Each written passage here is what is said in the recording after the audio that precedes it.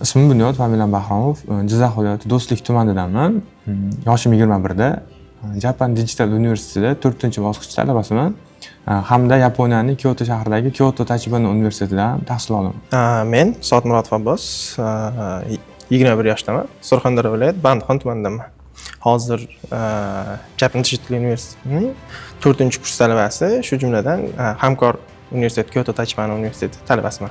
Hamkor universitetlarimizdan biri sanalgan Kyoto Tachibana universitetida tahsil oluvchi 10 nafar JDU talabalari Yaponiyaning Markaziy Osiyo oliy ta'lim stipendiya jamg'armasi tomonidan beriladigan stipendiyani oladigan bo'lishdi va ular qatorida siz ham borsiz. Sizga shu stipendiya haqida savol bermoqchi edim. Bu stipendiya qanday stipendiya va kim tomonidan tashkil qilinyapti? Maqsadi nima? Bu stipendiya Markaziy Osiyo oliy ta'lim stipendiya jamg'armasi tomonidan tashkil qilingan. Bu stipendiyaning asosiy maqsadi Markaziy Osiyoda oliy ta'limni rivojlantirish. Mana stipendiya oluvchi talabalar qatoridasiz. Stipendiya oluvchi talabalarning yakuniy ro'yxati tuzilguncha talabalar qanday saralash bosqichidan o'tishdi? Bu yerda 2 bosqichli saralash jarayoni bo'lib o'tdi. Birinchi bosqich baholarga ko'ra, ikkinchi bosqichi motivatsion xat ko'rinishdagi 3 ta savolga javob berish orqali tanlab olishdi. O'zingiz o'qiyotgan Kyoto Tachibana universiteti haqida ozgina ma'lumot berib o'tsangiz. Kyoto Tachibana universiteti Yaponiyaning Kyoto shahrida joylashgan. Kyoto Tachibana universiteti dastlab qizlar uchun ochilgan. Keyin zamonaviy yo'nalishlar qo'shila boshlagan. Hozirda IT va barcha zamonaviy texnologiya va barcha yo'nalishlarda o'quvchilar, ya'ni talabalar tahsil olmoqda. Biz o'qiyotgan Kyoto Tachibana universitetida ham ko'p o'qiydigan fanlarimiz asosan psixologiyaga qaratilgan. Bu universitetda qanday ta'lim olasizlar? Qanday uslubda? Kyoto Tachibana universiteti asosan onlayn tarzda, ya'ni video darsliklar bo'ladi. Video darsliklarini ko'ramiz. Qanaqadir tushunmovchiliklar yoki savollar paydo bo'lsa, Japan Digital University tomonidan o'qituvchilar, ya'ni o'rtada hamkor o'qituvchilar biriktiriladi. Tushunmagan yoki qanaqadir savollar paydo bo'lsa yokida videolarda yokida testlarda qandaydir buglar paydo bo'lsa, bizga yordam beradi, savollarimizga javob beradi. Judu tomonidan o'qituvchilar biriktirilgan. Asosan video darsliklar ko'rib, testlarni yechib, reportlarni yozib, darsliklarni tugatamiz va kreditlar olamiz. Va oxirida semestr oxirida imtihon bo'ladi. Kyoto Tachibana universitetida onlayn ta'lim shaklida ta'lim olasiz. Mana shu onlayn ta'lim jarayonida qanaqa qiyinchiliklar yuzaga keladi va ularni qanday yengasiz?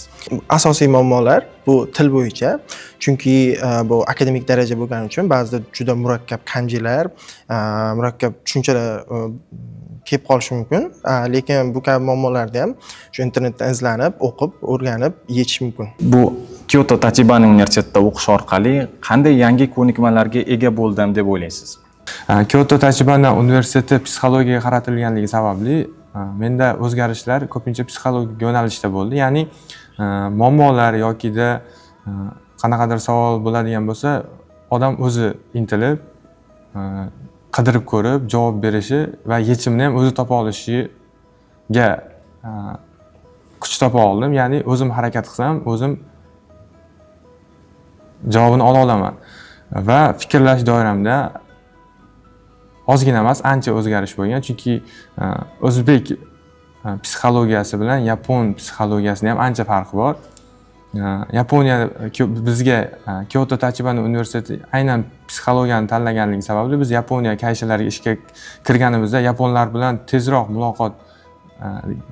muloqotga chiqishimiz uchun psixologiya biz uchun juda ham kerakli. O'shuning uchun imенно shu yo'nalish tanlangan. Bunyodbek, mana Japan Digital University'da o'qishda 3 ta universitetni ta'lim dasturi orqali o'qishga to'g'ri keladi. Birinchisi Japan Digital University'ning o'zining darslari va Yaponiyadagi hamkor universitet darslari va O'zbekiston Davlat jahon tillari universiteti darslari. Va biz bilamizki, barcha universitetlardan baholaringiz yaxshi, juda a'lo darajada. Bunga qanday ulguryapsiz? 3 ta universitetda darsini qilib topshirishga. Sizda alohida time management bormi yoki? Bu savolni javobi o'sha aniq desam bo'ladi. Ya'ni Japan Digital University tomonidan hamma narsa time management ham rejalashtirilgan va qilingan. Universitet bergan nizom bilan hamma o'quvchi dars qilsa, xuddi shunday natijaga erishadi. Ya'ni universitet o'zi o'sha time managementni tayyorlab bergan. Ya'ni boshida hech kim yapon tilini bilmay keladi. 6 oy yapon tilini o'rganadi. Undan keyin o'sha IT darslari qo'shiladi, jahon tillari darslari qo'shiladi, hamkor universitet darslari qo'shiladi. Va xuddi shunaqa darslar bir-biriga to'g'ri kelib qolmasligi uchun ham dars jadvallari shunga qarab tuziladi. O'sha yo'nalishda dars qilsa, har bir o'quvchi a'lo baholarga bitirib hamma fandan kredit ola oladi. Faqat judo bergan ko'nikmada sal ko'proq dars qilish kerak.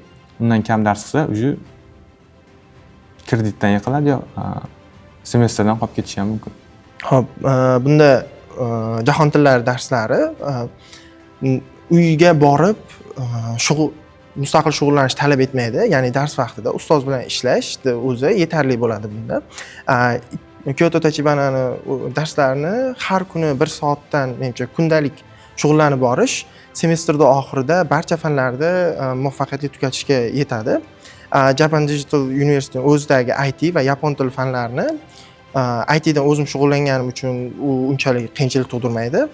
Yapon tilidan ham 1 yoki 2 soat vaqt ajratish yetarli bo'ladi. Oxirgi savol, o'zingizni kelajakdagi rejalar va maqsadlaringiz haqida ozgina gapirib bersangiz. Kelajakdagi maqsadlarim albatta Yaponiyaga borish, aynan ishlash yokida o'qish yokida sayohat aniq hali o'ylab ko'rganim yo'q. Lekin hozircha menda aniq bo'lgan narsa magistratura o'qish 4-kursni tugatganimdan keyin, ya'ni universitetni tugatganimdan keyin magistratura o'qimoqchiman. Yaponiyada, Amerika yokida Kanadada.